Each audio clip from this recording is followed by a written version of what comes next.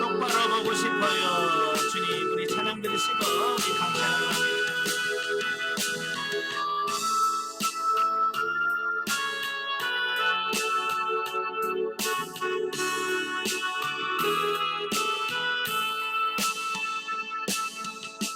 똑바로 보고 싶어요. 주님, 온전한 눈빛으로 똑바로 보고 싶어요. 주님, 없는 일 하기 싫어요. 하지만 내 모습은 없는지 알아. 세상이 보는 마치 날 죄인처럼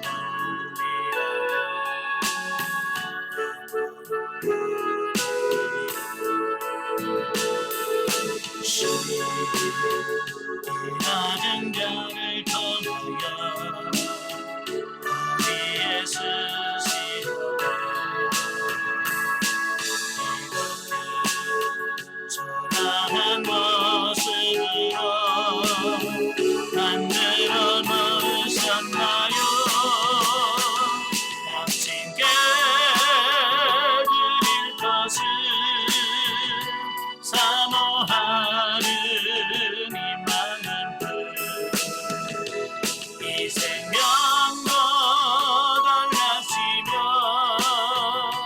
십자가에 못 했으니 바울뿐인 육신 속에 담배 주심께 하시고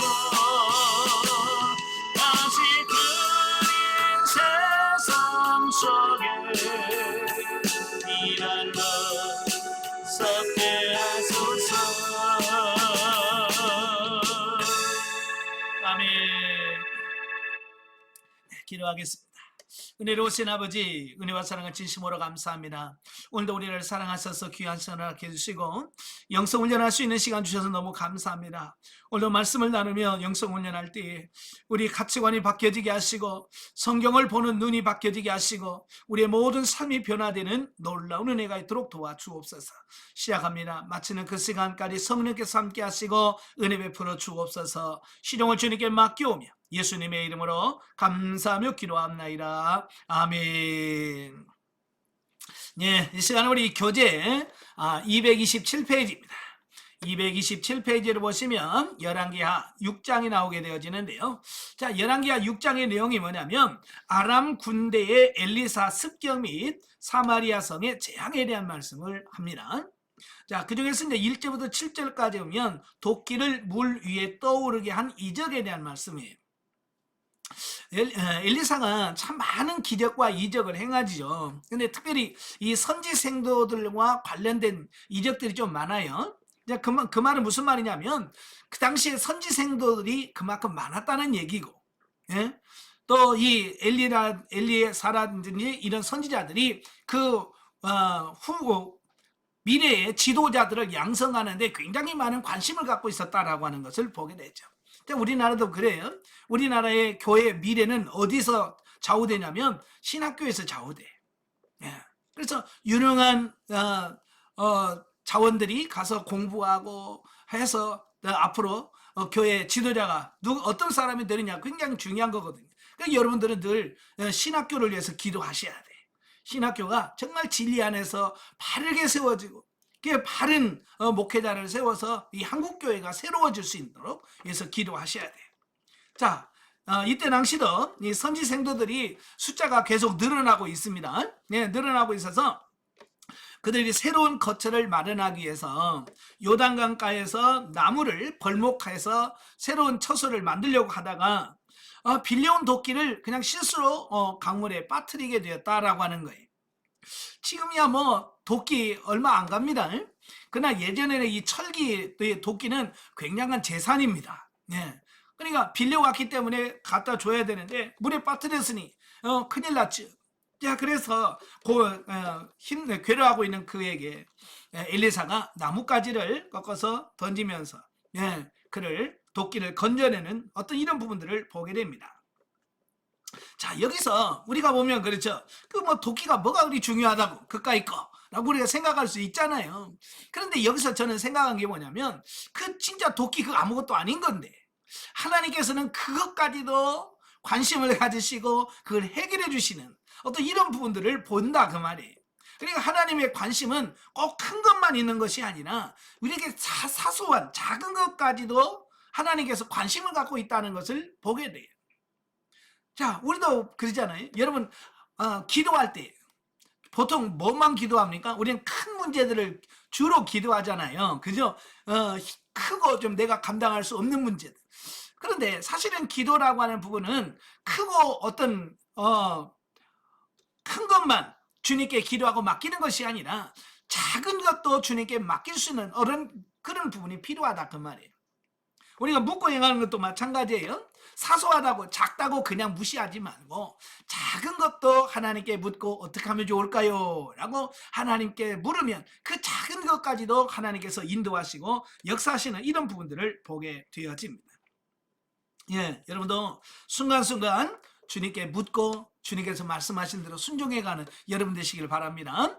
예, 넘겨서 8절부터 23절까지 보면 아람 군대를 사로잡은 엘리사에 대해서 말씀을 합니다. 보면은 아람 군대의 북이스라엘 침공과 엘리사 선지자의 활약을 대해서 설명을 해주고 있어요.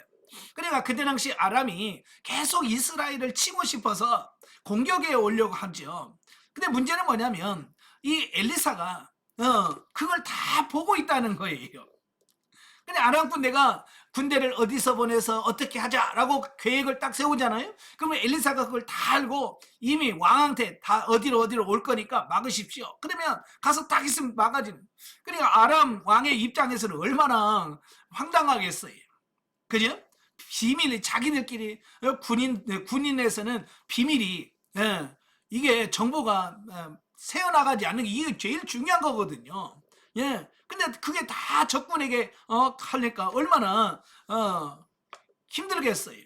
그러다가 이제 원인을 알았는데 그게 뭐예요? 엘리사 선지자가 자기 왕한테 다 일러 바친다는 거예요. 그러니까 왕이 그러면 이스라엘을 치려면 그 엘리사부터 처리해야 되는 어떤 그런 부분들을 보게 되죠. 그래서 군인들을 보내서 도단성을 포위합니다. 도단성을 포기해서 그 엘리사부터 처리하기를 원했죠. 자, 그런데 하나님께서 그 엘리야가 그들을 놓고 기도하니까 그들의 눈이 어두워져. 그래서 그렇게 해가지고 그들을 도리어 사마리아 성 안으로 유인을 하고 그들을 후하게 대접해서 보내는 어떤 이런 부분들을 보게 되죠. 자, 여기 이 본문에서 우리에게 주는 여러 가지 교훈 중에서 첫째가 뭐냐면 영적 통찰력을 지닌 성도들에게는 그 어떤 원수 마귀의 계계도 아무 소용이 없음을 아람 군대의 이스라엘 침공 계획이 엘리사에 의하여 번번이 간파당해 무의로 그치고 만 것을 통해서 보여준다라고 하는 겁니다. 그러니까 이 영적 통찰력이 얼마나 소중한 것, 얼마나 중요한지를 여기서 말씀해 주고 있습니다. 오늘 많은 분들이 이 영적 통찰력이 너무 둔해요. 그죠? 그래서 사람들이 막 역사를 해도 우리는 눈치를 못 채잖아요. 그래서 우리가 영적으로 좀 예민해지고 민감해져서 이런 사단의 계획이라든지 이런 부분들을 꿰뚫어 볼 수 있는 이런 영적인 눈이 열려지셔야 돼요. 아시겠죠? 그래서 이런 부분을 위해서 기도하셔야 돼요. 저도 늘 기도하는 게 뭐냐면 하나님 눈을 열어 보게 하시옵소서. 귀를 열어서 듣게 해주세요. 제가 늘 기도하는 게 그런 거예요. 그게 영적 통찰력이거든요. 그게 있어야 이 시대에 우리가 그 사단의 괴계에 넘어지지 아니하고 우리가 승리할 수 있다 그 말입니다. 두 번째로는 성도들은 그 어떤 위기 속에서도 하나님의 능력과 보호를 확신할 수 있어야 된다는 겁니다. 엘리사의 사화는 눈앞에 닥친 곤경만 보고 두려워했으나 엘리사는 육안으로 보이지 않는 하나님의 불멸과 불병거를 믿음의 눈으로 바라봤다라고 하는 겁니다. 참, 이게 대단한 거예요. 육신적인 사람은 뭐만 보이냐면 환경만 보입니다. 예, 그래서 겉으로 드러나는 문제, 그래서 큰일 났습니다. 큰일 났네 라고 하죠. 예, 그러나 믿음의 눈으로 믿음의 눈이 열린 엘리사에게는 그 환경이 보이는 것이 아니라 자기를 지키시고 보호하시는 하나님 불말과 불병거가 보이니 뭐 걱정할 이유가 없다라고 하는 사실이죠.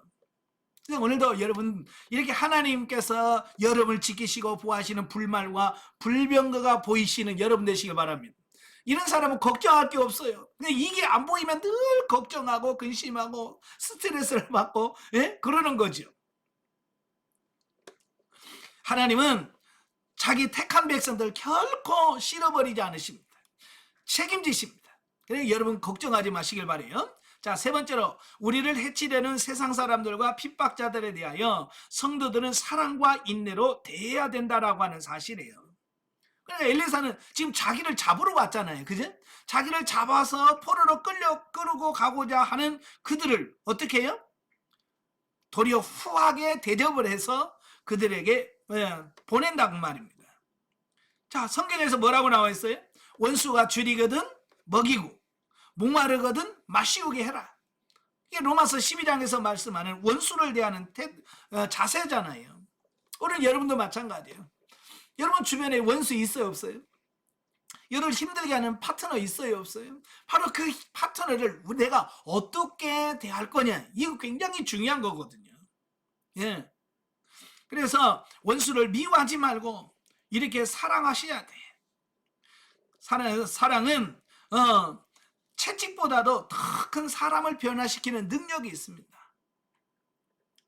예, 그래서 원수를 사랑할 뿐만 아니라 선으로 악을 이기는 것이 성도들에게 요구되는 삶의 자세라는 사실을 교훈해 준다. 예, 눈에는 눈, 이는 이, 이거 힘 있는 것 같은데 그거 아니에요. 그건 하나님이 원하시는 방법도 아니고 그건 이길 수 있는 방법이 아니에요. 예, 그러니까 지금도 중동에서도 계속 이스라엘과 팔레스타인 그 사이가 문제가 해결되지 않는 이유가 바로 이거예요. 뭐냐면 눈에는 눈, 이는 이라는 이 말씀을 그냥 문자적으로 적용해서 계속 원수 갚고 보복하고, 하나님은 그런 뜻이 아니잖아요. 원수 갚지 마라, 보복하지 마라 라고 하는 뜻에서 그 말씀을 주셨는데 사랑의 관점에서 접근해라 그랬는데 그게 사랑의 관점이 아니라 원수 복수하는 쪽으로 접근하니까 하나님 말씀을 오해해가지고, 그러니까 중동 문제가 풀리질 않아요. 이 중동 문제가 풀리려면 이스라엘이 이게 사랑의 법이구나 라고 깨닫고, 예? 그들을 품고 사랑해야 할 때 그걸 극복할 수 있는 부분이에요. 근데 주님 오실 때까지 그게 힘들 것 같죠? 이스라엘의 이 가치관이 안 바뀔 거예요. 그래서 끊임없이 계속해서 일어날 거예요. 왜냐하면 이거 바꾸는 게 쉽지 않거든요. 자, 그 다음에 24절부터 33절까지 보면 포위된 사마리아 성. 자, 본문을 살펴보면 이 아람왕 베나닷이 전군을 총동원하여 사마리아 성을 포위하자 식량 부족으로 인한 기근으로 마침내 자식을 잡아먹는 비극마저 벌어지게 되었다라고 하는 거예요. 예. 이런 참상을 보고받은 이스라엘 왕은 그 모든 사태의 책임이 엘리사 선지자에게 있다고 선언한 후에 제 부하들을 보내서 엘리사를 죽이려고 했다라고 하는 사실입니다. 예, 참 여기서 보면 사람의 마음이 얼마나 간사한지 모르죠. 예, 예전에 엘리사가 아람 군대가 어디로 쳐들어옵니다. 그때 그 착착할 때는 얼마나 좋았어요. 근데 이번에 안 알려줬다고, 예? 그걸 또 죽이려고 군사를 보내는 이 인간의 그 마음 변덕, 자, 이걸 볼 수 있어요. 참 사람의 마음처럼 이렇게 변덕이 많은 게 없어요. 여러분의 마음은 어떻습니까? 예. 우리 속담에도 그런 말 있잖아요. 뭐 잘 되면 지 탓이고 잘못되면 조상 탓이라고. 우리는 모든 것을 다른 사람 핑계대고 이렇게 한단 말이에요. 그건 도움이 안 되는 거예요. 그러면 왜 이스라엘 왕이 모든 책임을 이 엘리사에게 뒤집어 씌우려고 했는가라고 하는 거죠. 예, 이유가 있는 거죠. 대략 이유가 세 가지라고 볼 수 있겠죠. 첫째는 뭐냐? 엘리사가 아람 군대 장관인 나아만을 고쳐두었다는 거예요. 그죠? 예. 사무엘하 5장에 보면 나만은 누구냐면 아람 군대 장관이에요. 근데 그의 병을 깨끗하게 고쳐주었단 말이에요. 예. 또 두 번째로는 뭐냐? 이전에 아람 군대의 침공 계획을 엘리사가 이스라엘 왕에게 미리 예고해서 대비하도록 했는데 이번에는 그렇게 안 했다는 거예요. 예. 왜 안 알려줬냐? 진작 잘 알려주다 왜 안 알려줬냐? 그리고 세 번째로 엘리사를 체포하러 왔다가 오히려 사로잡힌 아람 군대를 후대하여 돌려보낸 바가 있었기 때문이었다. 예. 앞에서 그랬죠. 그들 엘리사를 잡으러 왔는데 그를 쳐서 죽였으면 괜찮을 텐데 그들에게 후하게 대접해가지고 잘 먹여서 보냈단 말이에요. 예? 그런 부분들이 이 왕한테는 굉장히 불만이었던 거죠. 이제 이걸 핑계로 해서 어쩌면 엘리사를 희생양 삼으려고 하는 이런 부분들을 보게 되죠.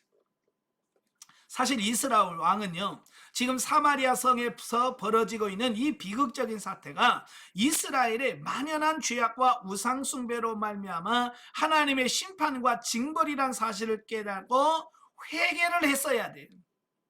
지금 타이밍은 뭐냐면 회개할 타이밍이에요. 근데 그는 회개하지 아니하고 도리어 하나님의 선지자를 죽이려 했다 그 말이에요.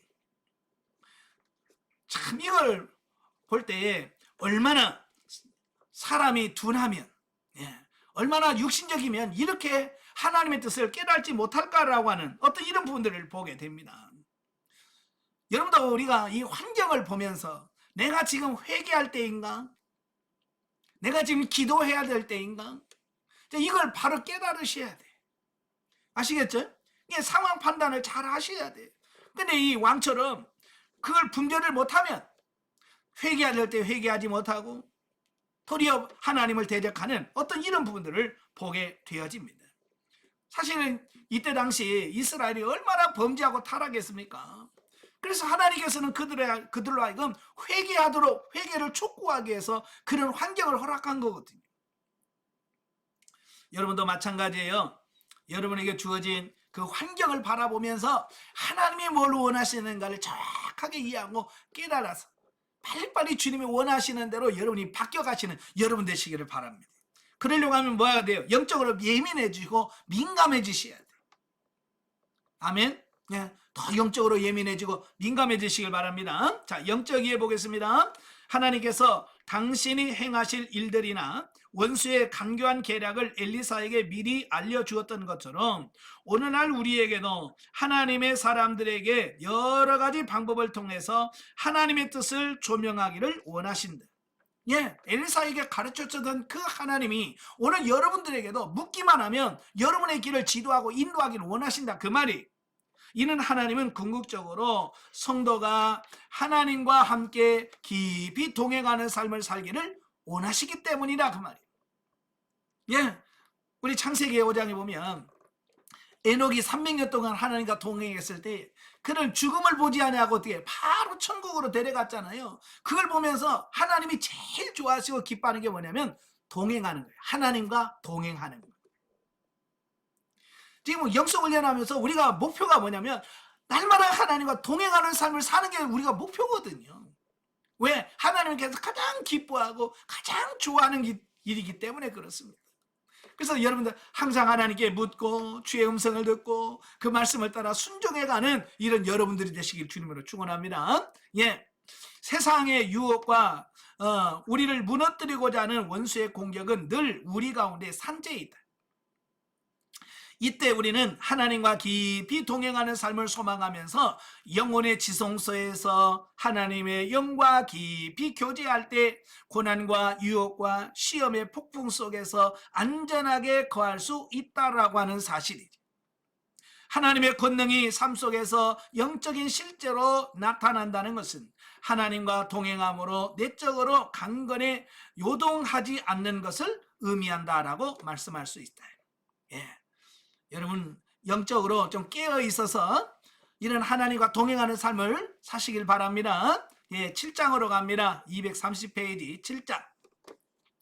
엘리사의 예언의 성취 및 사마리아 성의 구원에 대한 말씀이에요.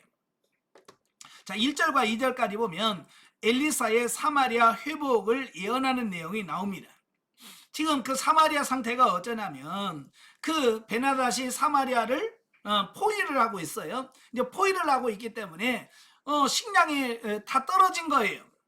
예, 다 떨어져서 지금 먹어서는 안 될 짐승 중에 나귀가 있거든요. 나귀는 먹는 존재, 먹을 수 있는 음식이 아니에요. 부정한 짐승이거든요. 그런데도 먹을 게 없으니까 그 나귀 머리가 엄청나게 비싸게 팔리는 어떤 그런 시대. 그것도 없어서 아이를, 자기가 낳은 아이를 삶아먹는 이런 비극까지 왔습니다. 여러분, 사람을 먹는다라고 하는 부분은 최악이라고 하는 거예요. 지금 상황이 최악의 상태. 그럴 때에 내일 이맘때에 사마리아 성의 식량난이 해결되고 구원받는다라고 하는 예언을 누가 하는 거예요? 지금 엘리사가 하는 겁니다. 내일 이맘때면 다 해결될 거다. 그런데 문제는 뭐냐면 그 이스라엘의 군대 장관이 그 말을 듣고 비웃는 겁니다. 예, 어떻게 그게 가능하냐는 거예요. 예, 하나님을 못 믿으니까, 안 믿으니까 그 엘리사 선지자의 말에 불신앙하는 거죠. 그때 뭐예요? 너는 그 소식을 듣긴 하겠지만 너는 보지는 못할 거다라고 해서 하나님의 심판이 그에게 있을 것을 선언한 내용이죠. 여러분, 하나님의 말씀은 진리라 그랬어요. 하나님의 말씀은 진리이기 때문에 그 선포되어진 말씀이 그대로 성취가 되어집니다. 진짜 오자 하나 없이 하나님께서 진짜 점 하나 없이 다 그대로 응답하시는 이런 부분들을 보게 됩니다. 자, 인간의 이성과 지식으로는 도무지 이해할 수 없는 내용마저 우리는 믿음으로 순종해야 함을 교훈해주고 있다라고 하는 겁니다. 왜냐하면 하나님은 우리의 지성과 이성을 뛰어넘으시는 전지전능하신 하나님이시기 때문에 그렇다라고 하는 거죠. 그러나 이스라엘 왕의 신임을 받던 장관은 엘리사를 통해서 예언되는 하나님의 말씀이 너무나 비현실적이고 실현 불가능하다라고 생각하고 있었다라고 하는 겁니다. 아까도 말한 것처럼 지금 먹을 것이 떨어져서 부정해서 먹어서는 안 되는 나귀를 잡아 먹습니다. 심지어 자식까지 삶아 먹는 어떤 그런 상황에서 내일이면 정상화될 거라고 이 말 누가 믿겠습니까? 그렇죠. 정말 믿기 어려운 말씀이거든요. 그러나 이러한 그의 불신앙적 태도는 인간이 지닌 지식과 능력의 한계 속에서 하나님을 묶어두려는 어리석은 처사였다라는 사실이에요. 그래서 이스라엘 왕의 장관에게 심판이 선언되어지고 있다라고 하는 거죠. 이 말은 무슨 말이에요? 예, 믿음이 없는 사람은 결국 하나님의 심판을 받을 수밖에 없다라고 하는 부분을 여기서 본문에서 말씀해 주고 있는 거예요. 하나님이 원하시는 건 뭐냐면 믿음인 거예요. 믿음. 아멘. 예, 정말 여러분 믿음을 소유하시길 바랍니다. 자, 3절부터 15절까지 보면 나병 환자들이 전한 기쁜 소식입니다. 자, 보면은 그 앞에서 말한 엘리사의 예언이 어떻게 성취되어져 가는가 그 과정을 설명해 주고 있어요. 당시에 이스라엘은 나병이 걸렸다라고 하면 격리가 되죠. 그래서 그 사람들의 무리에서 살 수가 없어서 따로 나와서 살아가게 돼요. 그래서 성 밖에서 살아요. 바로 이 사마리아에도 그 4명의 나병 환자들이 있었는데 그들은 어떻게 합니까? 그 사마리아 성에서 평상시 같으면 그 성에서 음식을 거기다 갖다 주면 그 음식을 가지고 이제 사는 거죠. 근데 여러분 지금 성 안에도 지금 난리가 났죠. 먹을 게 없어가지고 지금 사람 아이를 삶아 먹는 단계인데 그 나병 환자에게 줄 게 뭐가 있겠어요. 그죠? 그래서 지금 그들은 굉장히 어려운 상태가 있었습니다. 예. 그래서 그들은 성 안에 들어갈 수도, 왜 나병 환자는 성에 들어갈 수가 없잖아요. 성에 들어갈 수도 없습니다. 그래서 그 4명이 고민을 하다가 차라리 적군한테 가자. 어차피 여기서 굶어 죽거나 거기서 굶어 죽거나 가서 그들이 먹을 걸 주면 좋고 안 주면 뭐 어차피 죽는 건 여기서나 저기서 똑같으니까. 그래서 그 아람 군인들이 있는 그 진영을 향해서 가게 되는 겁니다. 예. 자, 그런데 문제는 뭐냐면 그들이 거의 다 갔을 때, 예, 하나님께서 놀라운 기적을 허락하신 거예요. 그게 뭐냐면 이 아람 사람들의 귀에 환청이 들리게 하시는데, 많은 말발굽 소리와 군인들의 막 소리, 막 그 적군들이 막 오는 소리를 그들에게 환청을 들려준 거예요. 그러니까 이 아람 군대들이 뭐라고 생각했냐면, 이들이 헷과 애굽의 원병을 이끌고 원병을 청해서 그들이 지금 오는구나라고 인식을 하게 되어버린 거예요. 그래서 그들은 진지와 모든 보급품들을 다 내려놓고 그냥 맨몸으로 도망가니라고 정신이 없었던 거예요. 참 하나님이 하신 거죠. 예. 그래서 그들이 가져왔던 보급품 이런 걸 다 놔두고 그냥 빈 몸뚱이로 그냥 도망가니라고 정신없이 다 그들어간 거예요. 그러니까 나병 환자들이 가서 보니까 성에 사람이 하나도 없는 거예요. 그 진영에 보니까 아무도 없는 거예요. 그래서 나병 환자들이 거기서 먹을 걸 갖다가 자기들 먹으려고 쌓아놓고 나중에 뭐라고 그래요? 야, 이 좋은 소식을 우리가 저들에게 알리지 않으면 나중에 벌 받을 것 같다. 그래서 그가 성에 가서 그 사실을 알려주자. 진영에 갔더니 아무도 없더라. 먹을 것은 꽉 찼더라. 그래서 그 소식을 성 안에 알려줍니다. 자, 그런데 그걸 믿음이 없으니까 그걸 받아들이질 않아요. 그래서 그들이 뭐라고 생각하냐면 이건 그들의 계략으로 이해를 했어요. 그래서 비어있는 것처럼 해서 그들이 나왔을 때 기습 공격하려고 하는 어떤 이제 그런 걸로 인식을 한 거예요. 네. 그러나 상황이 너무 어려우니까 그러면 정탐꾼을 보내서 한번 확인해 보자. 자, 그래서 정탐꾼을 보내서 확인하도록 하는 어떤 이런 부분들을 보게 됩니다. 참 여기서 보면 믿음 없는 사람은 알려줘도 깨달지 못한다는 거. 그죠? 기쁜 소식을 알려줘도 그게 기쁜 것인지 이걸 잘 분별을 못한다 그 말입니다. 여러분은 영적 분별력을 잘 갖추시길 바랍니다. 자, 16절 20절까지 보면 성취된 엘리사의 예언. 자, 1절과 2절에서 엘리사가 분명히 예언을 했잖아요. 내일 이맘때면 모든 게 정상적으로 갈 거다라고 예언을 했었잖아요. 자, 그래서 아람 군대가 버리고 간 보급품들을 사마리아 성의 사람들이 취함으로 말미암아 치솟았던 식료품의 가격은 안정을 회복하게 되고, 또한 엘리사의 예언을 믿지 않고 비웃던 그 왕의 장관 역시 성문에서 백성들에 의하여 밟혀 죽음으로써 성취되었다라고 하는 겁니다. 그러니까 이 굶주린 백성들이 그걸 빨리 가지러 가려고 하는데 이 군대 장관이 못 가게 막잖아요. 그제? 못 가게 막으니 이 성난 군중들이 그걸 그냥 밟고 가버린 거죠. 그래서 결국은 깔려 죽은 거예요. 그래서 하나님의 말씀이 그대로 성취된 것을 확인할 수 있죠. 아까도 말했죠. 하나님의 말씀은 진리예요. 그래서 하나님의 말씀이 된다 그러면 되는 겁니다. 그래서 여러분들 우리가 하나님의 말씀에 순종해야 되는 이유가 뭐냐면 하나님의 입에서 나오는 말씀은 전부 다 그대로 되어져.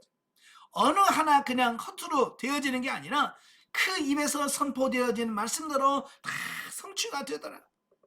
아멘. 그래서 우리가 성경을 보면서 성경에서 말씀하신 대로 우리가 순종해야 되고, 또 여러분들이 기도하시다가 성령께서 여러분에게 말씀하시는 것이 들려지면 그 말씀대로 순종해가는 여러분들이 되어야 될 줄로 믿습니다. 자, 8장으로 갑니다. 8장은 수넴 여인의 기업 회복과 아람과의 전쟁 패배에 대한 말씀을 합니다. 자, 1절부터 6절까지 보면 기업을 되찾는 수넴 여인.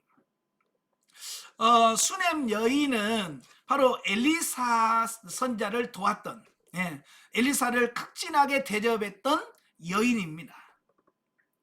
자, 본문에서 하나님의 선지자인 엘리사를 지극정성으로 봉양하다가 놀라운 축복과 은혜를 체험한 바 있는 수넴 여인이 이번에는 엘리사의 지시에 따라서 블레셋으로 피하여 7년 동안의 기근을 모면하는 이야기와 기근이 끝나고 고향으로 돌아온 그녀는 자신의 집과 전토를 다른 사람들이 차지하고 있는 것을 발견하고 이스라엘 왕에게 억울한 사정을 호소하게 되는데, 때마침 엘리사 선지자의 행적에 대하여 왕과 대화를 나누고 있던 게하시의 증언을 힘입어서 기업을 되찾게 되었다라고 하는 겁니다.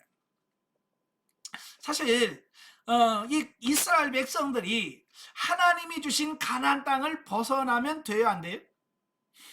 안 되게 돼 있죠.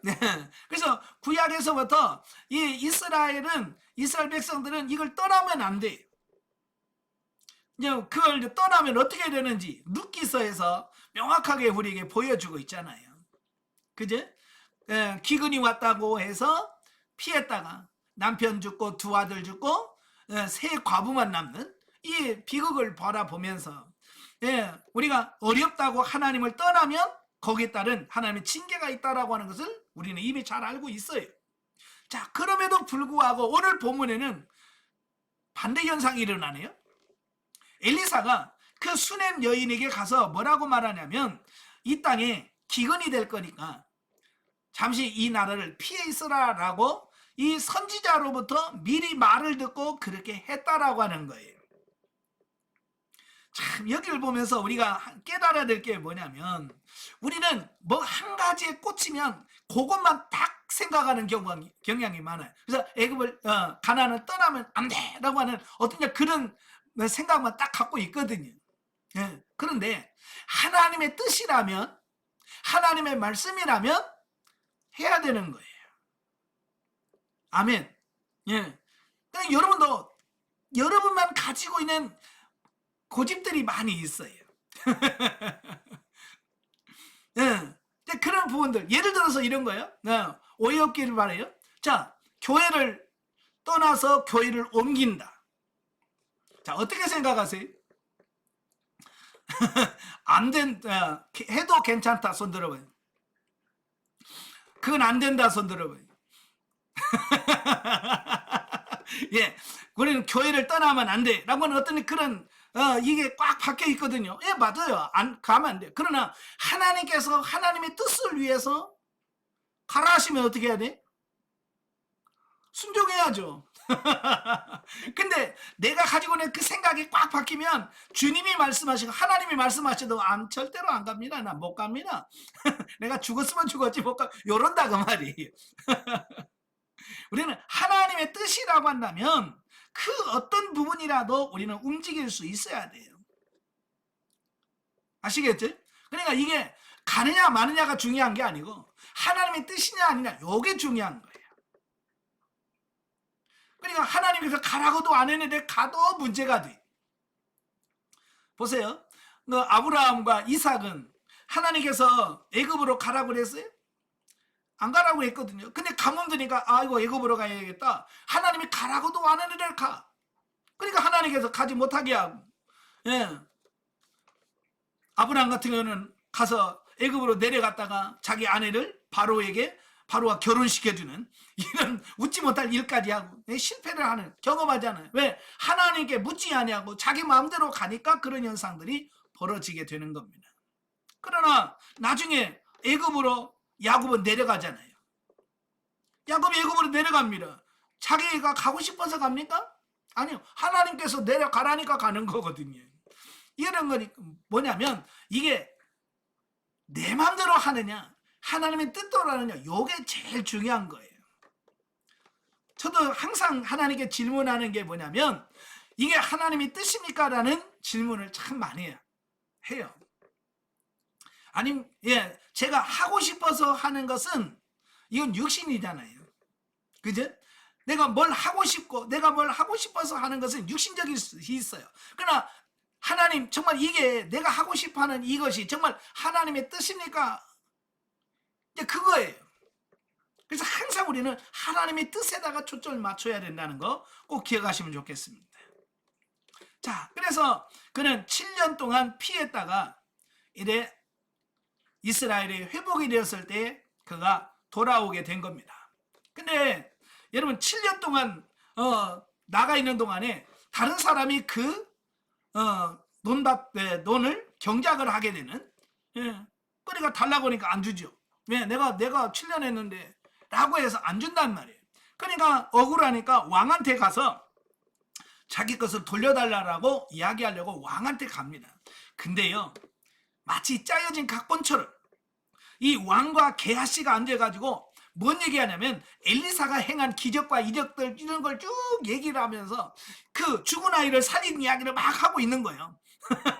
죽은 아이를 살린 이야기를 하고 있는데, 아이 때마침 그 수냄 여인이 그 옛날 죽었다가 살아난 그 아들하고 짜란하고 앞으로 나타나는 거예요. 네? 자, 이런 기가 막힌 타이밍이 어디 있습니까? 자, 이거 하나님이 하시면 이렇게 기가 막힌 타이밍인 거예요. 마침 그 이야기하고 있는데 그 당사자가 오는 겁니다. 그러니까 뭐래, 바로 저 여인과 저 아이입니다 그랬잖아요. 그러니까 문제가 쉽게 해결되는 어떤 이런 부분들을 보게 되어집니다. 여기서 보면 이런 거예요. 고난도 그 고난을 통과해야 될 사람이 있고, 하나님께서 고난을 피하게 하시는 사람도 있다라는 거예요. 이걸 잘 기억하셔야 돼요. 예, 고난이라고 무조건 다 통과해야 된다 아니에요. 어느 정도 하나님께서 우리가 훈련을 받고 영적으로 성장을 하게 되면 하나님께서는 고난도 피할 길을 허락하시는 거예요. 왜? 더 이상 훈련 차원에서 고난을 당할 이유가 없기 때문에 그런 거거든요. 그러나 한참 훈련을 받아야 될 사람은 어때요? 고난을 통과해야 되겠죠. 예. 그래서 내가 지금 어떤 고난이 왔을 때 내가 이걸 통과해야 되는 건지, 하나님 앞에 피할 길을 얻어서 피할 수 있는지, 이것도 하나님의 뜻이라니까요. 그러니까 항상 묻고, 하나님 내가 이걸 통과해야 됩니까? 피해야 됩니까? 이걸 확실하게 깨닫고 하셔야 돼요. 예, 그래서 본문을 통해서 하나님은 성도의 헌신과 봉사를 잊지 않으시고 환난 중에 피할 길을 주시기도 하시고 더 큰 축복과 은혜로 보상해 주신다는 진리를 보여주고 있다라고 하는 겁니다. 그러니까 하나님은 그 수냄 여인이 그 하나님의 선지자를 그렇게 사랑을 하고 극진하게 공개한 모든 것 잊지 아니하시고 다 기억하셨다가 그가 고난당할 쯤에 피할 길을 주시고 또 이렇게 갚아주시는 하나님의 은혜가 있더라는 겁니다. 그러니까 여러분이 하나님의 일할 때 수고한 모든 것, 여러분 공짜 없어요. 다 하나님 여러분 복 주실 때 다 그게 근거가 되어지는 거예요. 그러니까 열심히 최선을 다해서 봉사하시고 섬기시길 바랍니다. 자, 그 다음에 이제 7절부터 15절까지 오면 하사엘에 대한 엘리사의 예언과 성취에 대한 부분입니다. 자, 보면은 이스라엘을 침공하여 사마리아 성을 기근으로 몰아넣었던 그 아람 왕이 누구냐면 베나단이에요. 이 베나단이 하나님께서 일으키신 그 환청에 놀래가지고 자기 나라로 도망갔잖아요. 예, 피난 갔습니다. 근데 퇴각해서 그게 배가 아파서 그런지 병이 났어요. 예, 그 사건으로 인하여 그가 병이 들었어요. 그때 때마침 엘리사가 다메섹을 찾게 됩니다. 하나님의 뜻을 전하려고 다메섹에 갔어요. 그 소식을 듣고 이 베나단이 자기의 부하인 하사엘을 불러서 그에게 엘리사에게 보내면서 자기의 병이 낫겠는지 가서 좀 알아보고 오라 라고 요청을 합니다. 참 이걸 보면 쳐들어올 때는 언제고, 그죠? 이스라엘 치고 엘리사 잡아 죽이겠다고 할 때는 언제고, 또 자기가 병들었다고 또 아쉬우니까 가서 야 낫겠는가 뭐 알아보라. 참 이걸 보면 이 사람이 얼마나 간사한지, 그죠? 자기의 이해관계, 참 이것에 굉장히 예민한 어떤 이런 부분들을 보게 되죠. 혹시 여러분도 이러시면 안 됩니다. 네, 불리하면 아쉬우면 하나님 찾고 안 아쉬우면 하나님 빠이빠이 하고 이러면 안 됩니다. 항상 우리는 하나님과 동행하고 하나님과 함께하는 여러분 되셔야 돼요. 자, 그래서 이 하사엘이 엘리사 선지자를 찾아옵니다. 예. 찾아왔을 때 바로 이 엘리사가 자기를 찾아온 하사엘에게 뭐라고 말씀하냐면 하나님이 너를 아람 나라의 왕으로 세우셨다. 베나단이 낫고 어디 치유된다는 게 아니라 하나님이 너를 아람의 왕으로 세웠다라고 말씀을 하는 거예요. 그러니까 그 말을 들은 하사엘이 바로 들어가서 베나닷을 암살해버립니다. 암살해버리고 지가 왕이 돼요. 자, 그런데 여기서 하사엘이 아람의 통치자가 될 것이라는 사실은 언제부터 나오냐면 엘리야 시대 때 이미 하나님께서 엘리야에게 주신 세 가지 사명 중에 하나가 바로 하사엘이 아람의 왕이 될 거라는 사실이었거든요. 자, 이것은 이스라엘의 죄악과 우상 숭배를 징벌하기 위한 하나님의 계획이었다라고 하는 사실입니다. 그러니까 어찌 보면 이 하사엘은 누구냐면 범죄하고 타락한 북이스라엘을 징계하기 위하여 세운 도구요, 막대기예요. 그래서 그 이후로 이 하사엘을 통해서 이스라엘이 엄청나게 고난을 받습니다. 예. 왜냐하면 그런 하나님이 이스라엘을 징계하기 위한 막대기로 세웠기 때문에 그렇다라는 사실이에요. 여러분도 종종 보면 여러분을 훈련하기 위해 세운 파트너들이 있죠. 그죠? 이유 없이 나를 힘들게 하고 이유 없이 나를 걸고 넘어지고 어찌 그렇게 무슨 말 한마디만 하면 내가 그냥 내 마음의 비수를 싹싹 꼽는 사람이 여러분 주위에 있어요, 없어요? 있지요. 바로 여러분을 훈련시키시려고 하나님께서 옆에 세운 여러분의 파트너예요. 얼마나 힘들겠어요. 얼마나 속상하고. 그렇지만 그 부분이 바로 저와 여러분을 변화시키고 여러분을 새롭게 만드시려고 하시는 하나님의 손길이라고 하는 사실. 어쨌든 우리는 그것도 감사하셔야죠. 예. 따라서 엘리사는 그 하사엘의 얼굴을 한없이 쳐다보다가 눈물을 흘린, 예. 그러니까 하나님이 너를 이스라엘 왕으로 삼는다 그래놓고는 그를 막 째려보는 겁니다. 째려보더니 막 우는 거예요. 그러니까 하사엘이 왜 우는지, 그죠? 왜 우는지 이유를 모르는 겁니다. 자, 이때 엘리사의 마음이 어떻겠어요? 하나님의 뜻이어서, 그죠? 하나님의 뜻이어서 그에게 왕이 될 거다라고 말은 하지만 그가 나중에 이스라엘을 그렇게 힘들게 할 것을 아니까, 예, 이럴 수도 없고 저럴 수도 없고, 그죠? 그런데 어때? 하나님께서 순종하면서 나중에 이스라엘이 당할 그 아픔을 바라보면서 슬퍼할 수밖에 없는, 이게 선지자의 마음이 아닌가. 예. 비록 이스라엘 백성들 자신의 죄악과 우상숭배로 인하여 하나님의 심판을 당한다 할지라도 이방인에 의하여 참혹하게 유린당할 수밖에 없는 조국의 처지를 안타깝게 여긴 엘리사의 태도는 예루살렘 성의 멸망을 바라보시며 눈물을 흘리신 그 예수님의 모습을 연상하게 됩니다. 그래서 나중에 예수님도 예루살렘 보면서 눈물을 흘리면서 예루살렘아 예루살렘아 암탉의 평화를 품듯이 너희를 품으려고 한 적이 내가 한두 번이 아니다 라고 말씀하시면서 누우셨던 그 주님의 눈물이 바로 이 엘리사의 눈물과 하나의 예표의 모형이다 라고 볼 수 있겠죠. 자, 그 다음에 16절부터 24절 233페이지입니다. 남유다 왕 여호람의 통치. 야, 이 여호람이라는 분은 이름이 둘이 있어요. 북이스라엘의 여호람이 있고 남유다의 여호람이 있어요. 예, 여호람이 둘이에요. 왕이. 그것도 왕이에요. 그러니까 우리가 성경 보면서 많이 해서 혼란스러울 수 있습니다. 예.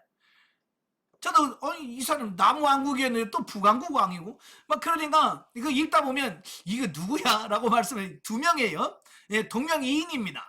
예, 그래서 보통 이것을 구분하기 위해서 북이스라엘의 여호람을 그냥 북이스라엘 왕이라고 쓰기도 하고 또는 여호람을 요람이라고 기록을 함으로써 이걸 구분하려고 하는 이런 시도도 있습니다. 예. 근데 또 나중에 요람 왕이 또 있어요. 남유다에. 그러니까 이름이 똑같은 사람들이 많아가지고 성경 읽다 보면 굉장히 혼란스럽습니다. 자, 보면은 여호사밧의 아들로서 유다의 5대 왕으로 통치한 여호람에 대한 평가입니다. 이건 남유다 왕 여호람입니다. 예. 저가 이스라엘 왕의 길로 행하여 아합의 짓과 같았으니 라고 비판하고 있습니다. 여호사밧의 아들 여호람인데 그를 하나님이 뭐라고 평가하냐면 저는 이스라엘 왕들의 길로 행하여 아합의 짓과 같았다라고 평가하는 겁니다. 참 그의 아버지는 여호사밧은 굉장히 훌륭한 믿음을 소유하고 있었거든요. 예, 근데 그 아들은 아버지를 안 닮았어요. 가끔은 자식이 아버지를 닮아야 될 거는 좋은 건 안 닮아요. 꼭 나쁜 것만 닮아요. 예, 악한 왕들을 보면 그 아들이 꼭 그런 것만 닮아가요. 예, 이 여호람이 자기 아버지 여호사밧처럼 하나님 앞에 바로 섰더라면 남유다도 좀 편안했을 텐데 자기 아버지를 닮지 않았단 말이에요. 도리어 악하게 여호와 보시기에 악을 행했다 그 말이에요. 그러면 왜 그 여호람이 여호와 보시기에 악을 행하게 됐을까라고 하는 거예요. 그 이유를 여기서 뭐라고 말하냐면 아합의 딸 아달랴와 혼인하여 그녀의 나쁜 영향력을 받았기 때문이다라고 말씀해주고 있습니다. 그러니까 이 여호사밧 왕이 그 북이스라엘과 정략 결혼을 하면서 그 아합의 딸을 데려다가 자기 아들 여호람과 혼인을 시킨 거예요. 예, 이 정략 결혼이라고 그래요. 왕들끼리 서로 왕가끼리 이렇게 결혼해서 하는 것을 정략 결혼이라고 하는데 두 나라의 우호를 다지기 위해서 그렇게 했습니다만은 그게 어찌 보면 여호사밧 왕의 가장 큰 실패예요. 그가 인생을 살아가면서 가장 큰 실패가 뭐냐? 바로 그거예요. 사실 이 결혼이라고 하는 부분에서 배우자 굉장히 영향을 많이 받잖아요. 그죠? 예, 결혼 생활에서 그 배우자가 어떤 배우자를 만나느냐에 따라서 많이 달라진다 그 말입니다. 이 나중에 이 아달랴는 다윗의 혈통을 이어받은 유다의 왕위를 찬탈하여 악쟁을 행하기도 하는데 바로 이러한 그녀의 부추김을 받아서 여호람은 자신의 권력을 강화하게 하여 아우들을 모두 죽이는 비정함을 보이기도 했다. 예, 이 여호람은 자기 아내인 그 아달랴, 아합의 딸인 아달랴의 영향을 받아서 굉장히 악정을 하게 됩니다. 여러분 보통 왕위는 언제 물려주냐면 왕이 죽고 나서 그 아들이 왕위를 이어받아요.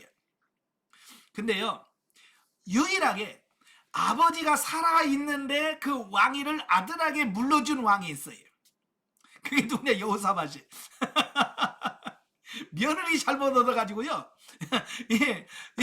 이 여호사밧은 며느리 잘못 얻어가지고 며느리가 얼마나 억센지 시아버지를 쫓아내버리고 자기 아들을 자기 남편을 왕에 올려버려. 자기 아버지가 살아있는데도 왕이래. 야, 이걸 보면 아달랴가 얼마나 지독한 사람인지 아시겠죠.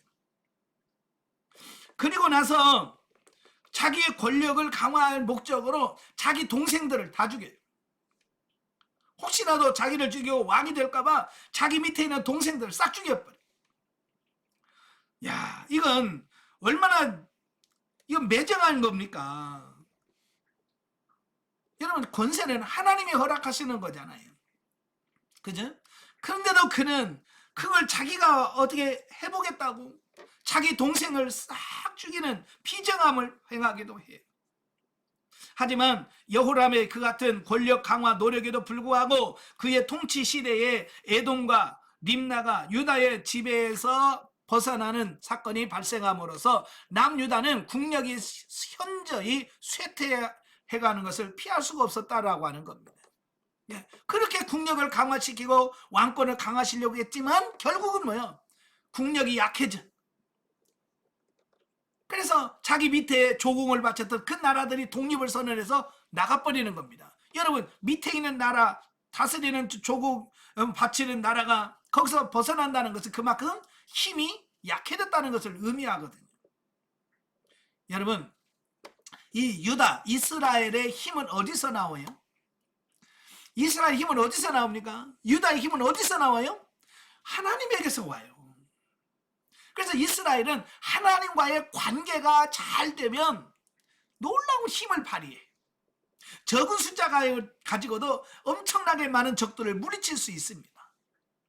그러나 문제는 반대로 그들이 하나님을 믿지 아니하고 우상을 숭배하고 범죄하면 아무리 많은 숫자를 가도 패합니다. 그러니까 이 전쟁의 승패는 어떤 사람의 숫자에 딸려 있는 것이 아니라 그 이스라엘 백성들의 믿음, 하나님과 어떤 관계냐라고 하는 부분이 통해서 그들의 힘이 좌우돼요. 오늘 우리도 마찬가지입니다. 저와 여러분도 여러분이 힘이 있다 없다 뭘로 알 수 있어요? 하나님과 관계예요. 하나님과 어떤 관계를 맺느냐에 따라서 여러분 힘 있는 성도가 될 수도 있고 여러분은 힘이 없는 그런 성도들이 될 수 있다라고 하는 거예요. 그래서 기도해서 하나님과 좋은 관계를 맺으면 놀라운 힘을 소유한 자가 된다 그 말입니다. 아시겠죠? 자, 25절부터 29절까지 보면 남유다 왕 아하시야의 통치. 자, 여호람의 뒤를 이어서 남유다의 6대 왕으로 제위한 아하시야의 말씀이 나옵니다. 그러니까 이 여호람은 자기 동생까지 죽이면서 왕의 자리를 차지하려고 했습니다만은 그가 하나님의 징계로 그렇게 오래 왕위를 갖지를 못합니다. 그가 왕이 된 지 8년 만에 40세의 나이로 하나님의 징계로 죽습니다. 그래서 이제 그 여호람이 죽으니까 아하시야가 6대 왕으로서 그가 왕으로 등장을 하죠. 그래서 1년밖에 아하시야가 통치하지 못합니다. 그가 그처럼 단명한 것은 자기 어머니인 아달랴의 영향을 받아서 북이스라엘의 왕 요람이라고 되어 있죠. 북이스라엘 요람, 북이스라엘 여호람이죠. 자, 그 유대 관계를 지속한 것이 화근이 되었다라는 겁니다. 마침 아람과 길르앗 라못에서 전쟁을 하던 중에 그 여호람이 부상을 당하자 그를 문병하러 갔다가 예후에 의하여 죽임을 당하고 말았다라는 거예요. 그래서 왕이 된 지 1년 만에 그가 북이스라엘 왕 요람 왕이 전쟁 중에 다친 게 어떻게 나았는지 병문안 갔다가 마침 예후가 북이스라엘을 쿠데타를 일으키고 왕을 죽이고 있는 그때가 가 있던 거예요. 그래서 예후에 의해서 그가 죽임을 당하게 돼서 왕이 된 지 1년 만에 그가 죽어버려요. 여러분, 한번 잘못 끼워진 단추처럼 아합과 여호사밧 사이에 맺은 그 정략거려는 계속해서 다윗 왕조의 화근이 돼요. 자, 이게 한 번 잘못된 게, 여러분 옷 입으면서 이 단추 하나 처음에 낄 때 잘못 끼면 그 밑에 다 잘못 끼워지잖아요. 그죠? 그러니까 첫 단추를 잘 껴야 된다는 말을 많이 들어보셨을 거예요. 그러니까 여러분 무슨 일을 하든지 이 첫 단추를 잘 껴야 돼요. 하나님께 묻고 하나님 어떻게 할까요? 하나님께 묻고 주님의 말씀대로 순종해. 이게 중요한 거예요. 즉 유다 왕국은 우상숭배의 풍조가 침투하게 돼요. 그 아달랴가 내려오면서 바알 신전을 갖고 옵니다. 우상을 같이 들어요. 그래서 남유다가 우상화돼요. 또 북이스라엘과 군사 동맹을 맺게 되어서 아람과 불필요한 전쟁을 반복한 것이 모두 아합의 딸 아달랴와 여호사밧의 아들 여호람의 혼인시킨 결과였다라는 겁니다. 따라서 보면은 우리가 악한 자들과 연합하여 유대 관계를 지속했다가는 자신도 악에 물들게 되고 마침내 악인이 당하는 재앙에 함께 빠질 우려가 있다는 사실을 경고해 준다라고 하는 겁니다. 그래서 영적인 사람이 악한 사람들과 친하면 안 돼. 아시겠죠? 여러분들이 누가 친하냐 조심하셔야 돼. 악한 사람들과 같이 하면 안 된다. 그러면 영적인 사람이 항상 손해봅니다. 예, 영적인 사람과 육신적인 사람이 붙으면 항상 영적인 사람이 손해보게 돼 있어요. 그러니까 여러분 조심하셔야 돼. 자, 영적에 보죠. 남조 유다가 범죄하게 된 결정적인 원인은 유다 왕조가 영성이 극도로 혼탁해져 있는 북쪽 이스라엘과 결혼 동맹을 맺으면서부터였다라는 겁니다. 유다와 여호람이 이스라엘 왕 아합의 딸 아달랴와 결혼을 하면서 남북 관계가 회복하는 듯 했으나 아달랴가 가지고 들어온 우상을 거절하지 못해서 하나님을 배반하는 우상 숭배의 죄를 짓고 나라를 불행의 늪으로 빠지게 됐다라는 사실입니다. 참, 이 여호사밧은 그래도 경건한 왕에 속해요. 영적으로 깨어있다라고 구분할 만큼 참 좋은 왕인데 이 자식 결혼하면 잘못 시켜가지고 그 후대가 엄청나게 어려움을 겪는 이 부분을 보게 됩니다. 이것은 육신의 생각은 하나님을 기쁘시게 할 수 없고 하나님과 원수가 된다라고 하는 그 말씀이 얼마나 중요한지를 우리에게 보여주고 있습니다. 자, 9장으로 가죠. 9장은 예후의 혁명과 아합 왕가에 대한 심판입니다. 1절부터 10절까지 보면 이스라엘 왕으로 기름 부음 받은 예후. 이 예후는 누구냐면 타락한 그 아합 왕가, 오므리 왕가라고 그러죠. 이 오므리 왕가를 심판하시기 위하여 세우신 선택된 사람이 누구냐? 예후예요. 그는 원래 군대 장관입니다. 군대 장관인데 이 엘리사가 그 선지생도 중에 한 선지자를 불러요. 그래서 그에게 명을 주는 게 뭐냐면 지금 전쟁터에 가 있는 그 예후에게 기름을 붓고 하나님이 너를 이스라엘 왕으로 세웠다라고 하고 빨리 도망 나와라. 자, 그 명령을 줍니다. 그래서 그 소년 선지자가 그 예후를 찾아가요. 그 군대 장관이 있는 데서 잠깐 드릴 말씀이 있다. 그래서 따로 그 예후를 따로 불러냅니다. 그래서 따로 불러내놓고 거기에 기름을 부으면서 하나님이 너를 이스라엘 왕으로 세운다 라고 말하고 빨리 도망쳐버립니다. 왜 그럴까요? 거기 계속 머물다가 역적으로 버리면 어떻게 돼요? 죽잖아요. 그러니까 빨리 도망 나오는 거예요. 그러니까 그 군인들이 옆에 있는 장수들이 그 선지자가 와서 뭐라고 하대. 그러니까 걔가 나한테 기름 부으면서 하나님이 나를 이스라엘 왕으로 세웠대 라고 말하니까 그 밑에 있는 군대 장관들이 그 말을 듣고 왕이시여 그러고 그냥 바로 쿠데타 성공. 쿠데타를 작정을 하는 거예요. 이 하나님 뜻이니까 그렇게 돼요. 하려니까 원래 쿠데타라는 게 쉽지 않거든요. 군인들의 마음이 하나가 되었는데 이 하나가 안 되면 이 쿠데타 성공하기 어려워요. 그래서 그가 하루아침에 하나님께서 세우신 왕이 되어버리는 이 부분들을 보게 되어집니다. 자, 11절부터 26절까지 보면 예후의 반역과 요람의 죽음에 대한 말씀이에요. 그 엘리사가 보낸 그 선지자가 간 후에 군대 지휘관들의 지지를 얻은 후 요람이 부상 치료 중이던 그 이스라엘로 쳐들어갑니다. 그러나 그런 사태를 이 요람이 알 수가 없죠. 그죠? 자기가 세운 군대 장관이니까 그가 막 마차를 타고 옵니다. 그러니까 그가 사신을 보내도 되돌아오지 않고 그러니까 자기가 직접 병거를 타고 그를 맞으러 나가잖아요. 마침 그 나가서 그 예후와 딱 만난 장소가 어디냐? 나봇의 포도원인 거예요. 참 성경은 기가 막히게 딱딱 맞아요. 딱 나가서 뭔 일이냐 그러고 있는데 그게 어디냐? 나봇의 포도원이라 그 말이에요. 그래서 평안하냐? 그러니까 예후가 그냥 화살로 쏘아서 그 자리에서 그가 죽임을 당합니다. 왕을 죽였으니 이거 난리잖아요. 그죠?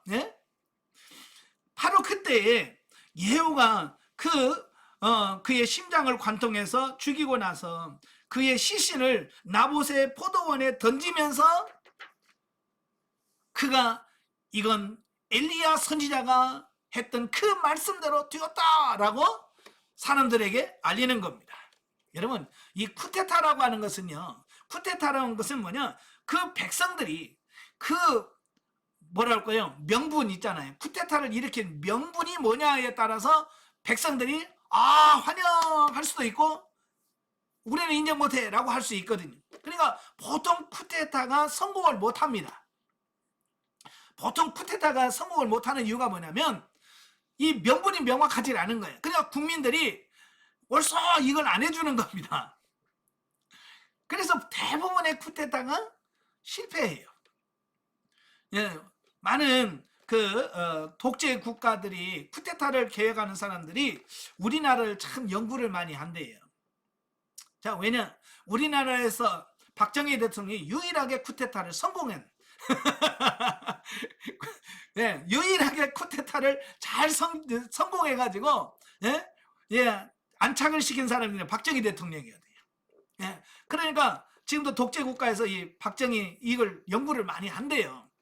예, 그러니까 이 쿠데타는 뭐냐면 명분이 어떠냐, 확실하냐라고 하는 부분이에요. 그러니까 이 예후가 그 왕을 죽이고 나서 그 시신을 나봇의 포도원에 던지면서 뭐라고 말하냐면 바로 엘리야 선지자가 그 예언하고 외쳤던 그 예언이 성취되었다라고 외친다 그 말입니다. 예, 엘리야 예언이 기대로 성취가 됐다. 예, 그래서 백성들이 그걸 듣고 그 나봇의 포도원 할 때 그 들은 말씀이 있잖아요. 그래서 하나님께서 예후를 들어서 이스라엘 왕으로 세우셨구나 라고 받아들이게 되는 어떤 이런 부분들을 보게 되어집니다. 자, 예후에 의하여 요람이 죽음을 당함으로써 약 45년 동안 북이스라엘을 통치해오던 오므리 왕조는 4대 만에 막을 내리고 10대부터 14대에 이르는 5대에 걸쳐 약 89년 동안 북이스라엘을 다스리게 될 예후 왕조가 출현하게 되어집니다. 따라서 우리는 하나님의 뜻에 합당치 않는 세속 권력과 지위가 아무리 위세당당할지라도 풀과 같이 속히 배임을 당하고 만다는 사실을 본문에서 교훈을 받게 된다라고 하는 겁니다. 그러니까 아합이 그렇게 우상을 하면서 그 나라 왕권을 유지하려고 했지만 그 나라가 망하는 거예요. 자, 이걸 보면서 이 세상의 권세와 이 모든 것은 뭐냐, 들에 핀 꽃과 같아. 한순간에 시간이 지난다는 것을 보게 됩니다.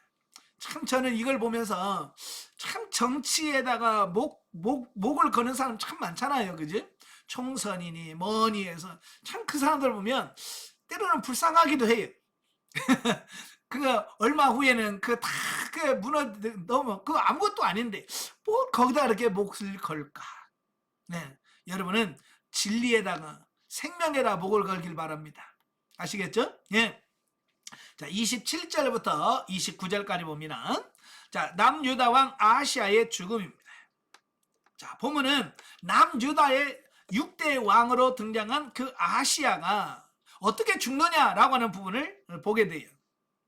그러니까 이 아하시야는 자기 외삼촌이죠. 예, 아달랴의 오빠니까 외삼촌이겠죠. 자, 외삼촌이었던 요람과 함께 전쟁에 나가서 아람왕 하사엘과 싸우다가 거기서 부상을 당해서 치료를 하기 위해서 이스라엘로 내려가죠. 그때 그가 병문안을 갑니다. 병문안을 가는데 바로 그때가 언제냐, 예후에 의하여 외삼촌 요람이 살해되는 것을 발견하게 돼요. 그래서 그가 재빨리 도망쳤지만 예후가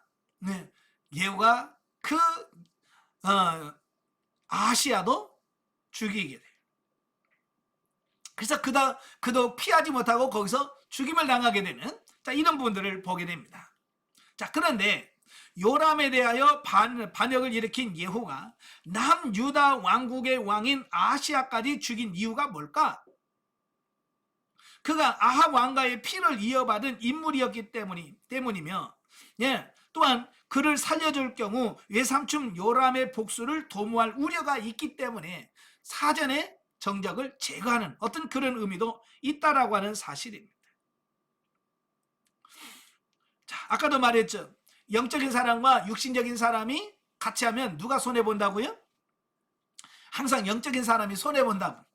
예. 그래서 남유다는 괜히 북이스라엘과 친했다가 많은 손해를 보는 이 부분을 보게 됩니다. 자, 그 다음에 이제 30절부터 31절까지면 이세벨의 죽음에 대한 부분입니다. 요람을 죽임으로써 아합 왕가에 대한 하나님의 심판을 시행하기 시작한 예후는 드디어 북이스라엘의 바알과 아세라 숭배를 만영시킨 장본인이라고 할 수 있는 이세벨을 처단하게 됩니다. 그러니까 어쩌면 북이스라엘을 그렇게 타락하게 만든 중요한 원인을 제공한 사람이 누구냐면 바로 이세벨이거든요. 그러니까 이세벨이 죽어 없어져야 그 문제가 근본적으로 처리가 되어지는 거거든요. 그러니까 아합이 죽어도 그 나라가 여호람이 왕이 되고 또 그 아들 왕이 되어도 변하지 않는 이유가 뭐예요?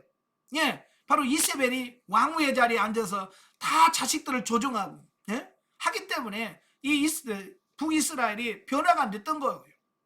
그래서 하나님께서는 그 원인을 제공한 그 원인 이세벨을 제거하려고 하는 거죠. 이세벨은 아합이 죽은 뒤에도 여전히 북이스라엘 왕국에 사악한 영향력을 행사하여 하나님 백성의 타락을 유도하였지만 끝내 예후의 반역에 동조하는 내시들에 의하여 죽임을 당하고 그 시체가 개들의 먹이가 되고 말하는데 이것은 엘리야의 예언이 그대로 성취되어진 결과다라는 겁니다. 따라서 우리는 계시록 2장 20절에서 우상숭배의 상징으로도 언급되는 그 이세벨의 죽음은 세상의 모든 불의하고 악한 세력들을 멸망시키는 하나님의 최후 심판에 대한 예표다라고 말씀드릴 수 있습니다.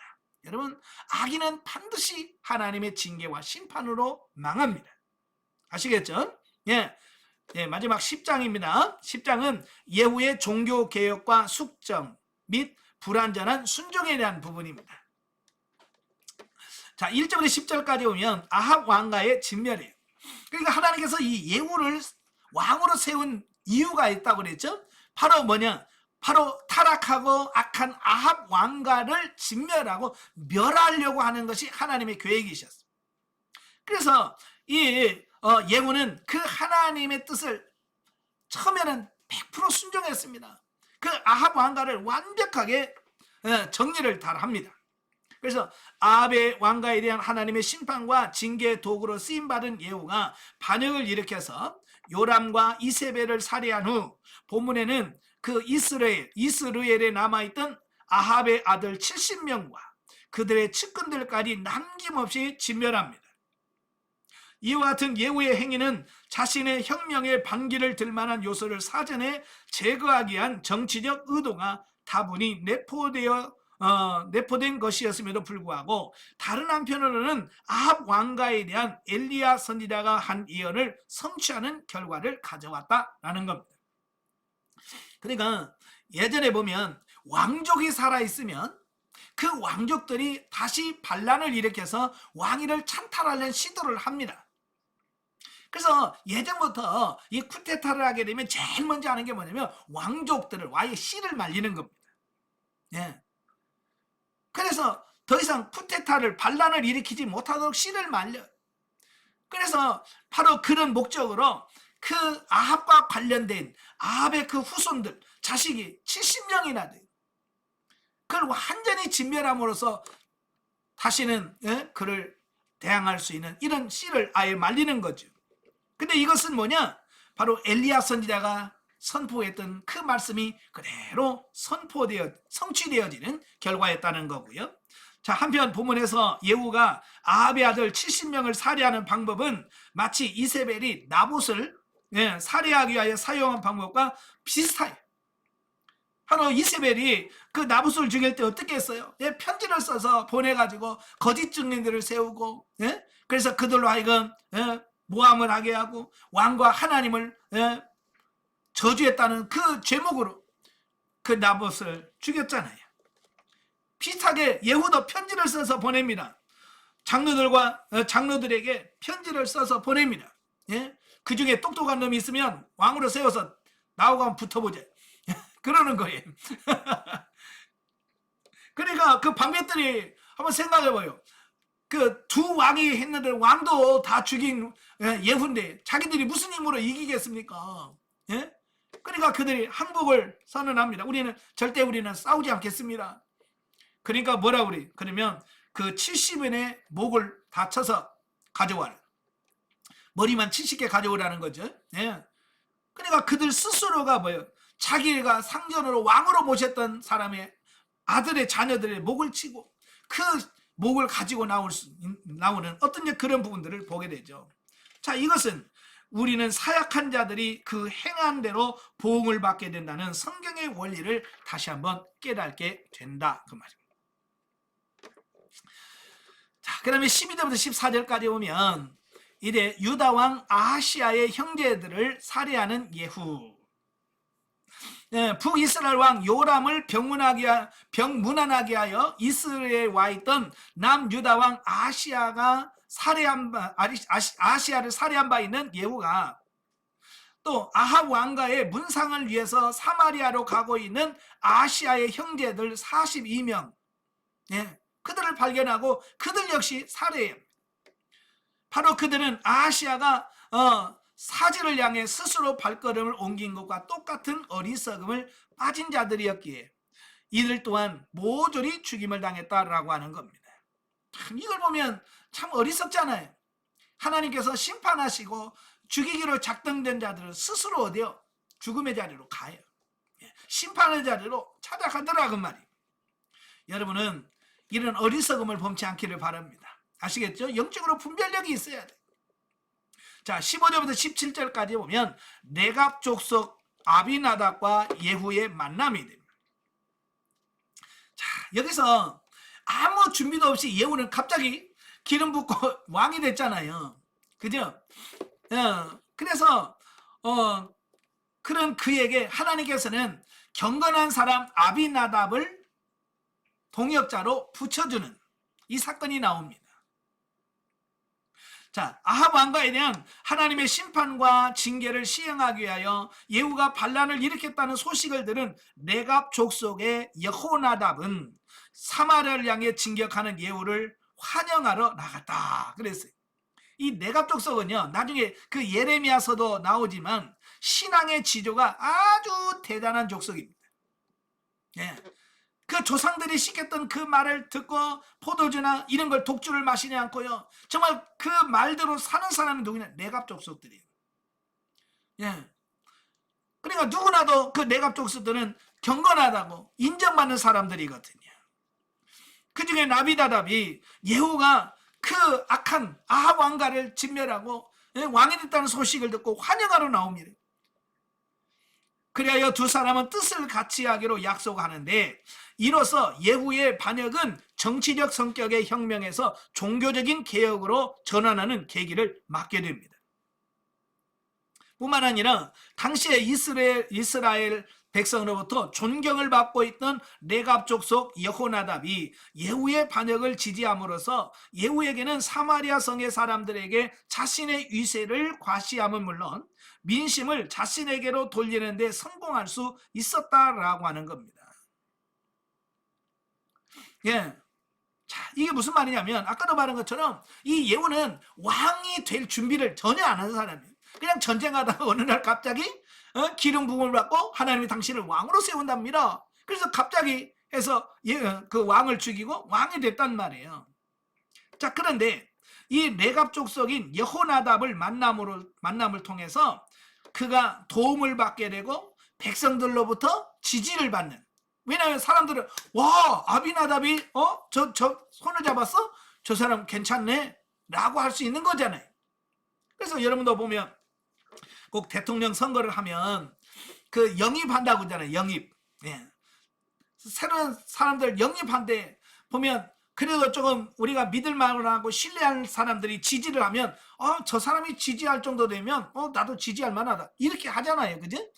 자, 이렇게 해서 그 아비나답이 예후를 지지함으로써 그를 아비나답을 좋게 봤던 많은 사람들이 호응을 하게 되는 어떤 그런 부분들을 보게 되어집니다.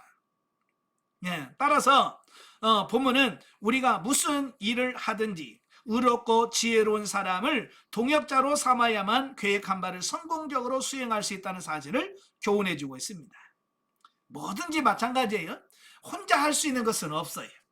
특별히 교회 일은 더더욱 그렇습니다. 예, 그래서 목회자든 아니든 교회에서 여러분 구역장을 하든 뭘 하든 여러분을 돕는 신실한 동역자가 있어야 돼. 그래서 만남의 복이 진짜 복 중에 복이거든요. 그래서 여러분도 늘 기도하십시오. 무슨 복? 만남의 복을 달라고. 예, 교회에서도 좋은 동역자를 만나게 해달라고 기도하시고, 우리 직장 생활 하신 분도 직장에서 좋은 동역자 만나게 해달라고, 좋은 상사 만나게 해달라고 기도하셔야 돼요. 왜? 사람의 인생은 이 만남을 통해서 이루어져 가거든요. 그래서 좋은 만남은 하나님의 축복인 거예요. 자, 18절부터 29절까지면 예후의 종교개혁입니다. 자, 지금까지는 정치적 숙청에 전력했던 예후는 그 아미나답을 만나는 것을 계기로 해서 이래 북이스라엘에 만연됐던 그 바알 숭배를 일소하기 위한 종교개혁에 착수를 하게 됩니다. 그래서 그가 사마리아에 도착한 예후는 자신의 의도를 숨긴 채 마치 자기가 바알 숭배의 열렬한 숭배자인 것처럼 말을 하면서 전국에 있는 바알 숭배자들을 다 모이게 합니다. 그래서 거대한 집회를 갖도록 만듭니다. 그리한 후에 예후는 아비나답과 함께 바알의 신당에 모인 자들 가운데 여호와 신앙을 가진 자가 혹시라도 있는지 확인한 다음에 가차없이 우상 숭배자들을 몰살시켜버립니다. 그래서 한꺼번에 북이스라엘에 바알을 섬기는 사람들이 한꺼번에 다 진멸을 당하는 이런 부분을 보게 되어집니다. 그리고 나서 나중에 그 바알 신당을 헐어버리고 뭘로 만드냐? 변소를 만들어요. 화장실을 만들어 버리는 겁니다. 자, 여기까지는 참 예후가 너무너무 잘했어요. 거기까지는 참 잘했어요. 근데 그 다음부터가 문제예요. 그가 종교개혁을 하면서 뭐까지 해야 되냐면 여로보암이 만들었던 금송아지를 제거하고 하나님을 섬기는 데까지 가야 되는데 바로 이 예후가 그걸 못한 거예요. 금송아지를 제거하지 못했어요. 사실 지금까지 북이스라엘이 그렇게 타락하고 범죄하고 하나님의 징계와 심판을 받는 이유, 그게 뭐예요? 어디서부터 출발한 거예요? 바로 여로보암이 만든 금송아지에서부터 출발하는 거거든요. 그래서 그 문제부터 처리를 해야 되는데 그 문제를 처리를 못한 거예요. 근본적인 그 부분을 처리를 못하고 실패하게 된 거예요. 그래서 진정한 종교개혁과는 거리가 멀어져 버리는 겁니다. 따라서 예후의 바알 우상 제거 조치가 여호와 신앙 회복을 목표로 하기보다는 자신의 정치적 혁명의 정당성을 부여하고 아합 왕가의 통치 아래서 흐트러진 백성들의 마음을 자신에 대한 지지로 바꾸려는 목적에서 시행된 사실을 알 수 있다. 그러니까 어찌 보면 이 예후는 그 종교 개혁을 하면서도 그 순수한 신앙, 하나님의 신앙을 회복하는 게 목적이 아니라 그 종교를 이용해서 정치적 목적을 성취하겠다고 하는, 그래서 종교를 이용해버리는. 요즘도 그러죠. 예, 선거철만 되면 꼭 안 오던 정치인들이 꼭 교회 와서 예배 참석하고 그럽니다. 그건 뭐예요? 하나님 믿으려고 하는 게 아니잖아요. 그건 뭐예요? 예, 그 정치에 종교를 이용해 먹으려고 하는 거거든요. 우리가 그 이용당하면 안 됩니다. 예, 꼭 선거철마다 이용당하는 교회들이 너무 많아요. 그건 안 돼요. 이처럼 예후의 종교개혁에 대한 부정적인 평가에도 불구하고 결코 긍정적인 측면도 무시할 수 없었다라고 하는 겁니다. 물론 그 예후의 종교개혁이 불완전한 것은 사실이에요. 완전하지 않습니다. 그럼에도 불구하고요, 북이스라엘의 종교개혁 중에서 가장 완벽한 북이스라엘 여러 번 있긴 있었어요. 근데 제일 그리고 완전한 어떤 종교 개혁이었다라고 볼 수 있어요. 그래서 하나님께서는 북이스라엘 역사상 가장 긴 5대, 제일 길어요. 5대까지. 오므리 왕조가 4대까지 갔고요. 이 예후 왕조가 5대까지 걸친 왕조의 기간이 89년 동안 통치할 수 있었다는 거예요. 예, 작은 것 조금만 이렇게 충성해도 하나님께서는 그에게 상을 베푸시고 복을 주셔요. 자, 30절 36절까지면 예후의 통치. 본문은 아합 왕가에 대한 하나님의 심판의 도구로 북이스라엘의 10대 왕이 된 예후의 28년의 통치에 대한 평가입니다. 하나님께서 아합 왕가에 대한 심판을 수행한 것을 보상으로 북이스라엘 역사상 가장 오래도록 그 왕조가 유지될 수 있도록 약속을 하십니다. 그런데 본문에서 예후에 대한 하나님의 보상뿐만 아니라 징벌도 언급되어지고 있는데요. 즉 완전한 종교개혁을 시행하지 않고 여로보암이 만든 금송아지 숭배에서 떠나지 않는 탓에 예후는 아람 왕 하사엘의 침공을 받아서 팔레스틴에서 가장 비옥한 땅이라고 할 수 있는 요단 동쪽에 대한 지배권을 상실함으로써 예후와 북이스라엘은 상당한 타격을 받을 수밖에 없었다라고 하는 겁니다. 사실 요단 동편 땅, 그 루벤 지파와 갓 지파가 그 땅을 보고 너무 좋으니까 모세에게 가서 뭐라고 그래? 아, 이 땅 우리에게 달라. 이 목조가 너무너무 좋다. 그렇게 탐을 내가지고 하나님께서 허락하신 땅이 아님에도 불구하고 그들은 그 땅을 차지하기를 원해서 결국 그 땅을 기업으로 받았잖아요. 좋은 땅이에요. 근데 그 좋은 땅들을 이 하사엘에게 다 빼앗겨버려. 따라서 우리는 하나님께서는 인간의 충성과 봉사에 대하여 반드시 축복과 상급을 베푸시지만 아울러 죄악과 불순종에 대해서도 철저하게 심판하시고 징벌하신다는 사실을 기억합니다. 그래서 하나님은 심은 대로 하셔. 여러분들이 최선을 다해서 좋게 하나님의 일에 충성하시길 바랍니다. 그래야 하나님께서 여러분의 충성된 만큼 또 여러분이 영적으로 성장하고 성숙한 만큼 하나님께서 상을 베푸신다는 거 꼭 기억하시면 좋겠습니다. 기도하겠습니다. 은혜로우신 아버지 감사합니다. 오늘도 열왕기하의 말씀을 통해서 참 많은 교훈을 받습니다. 하나님, 이 말씀을 통해서 우리가 하나님 앞에 바로 서는 것이 얼마나 중요한 것인지를 깨닫게 됩니다. 하나님, 진리 안에서 바르게 세워지는 우리 모두가 될 수 있도록 도와주시옵소서. 예수님의 이름으로 감사하며 기도합나이다. 아멘. 하나님께 드립니다.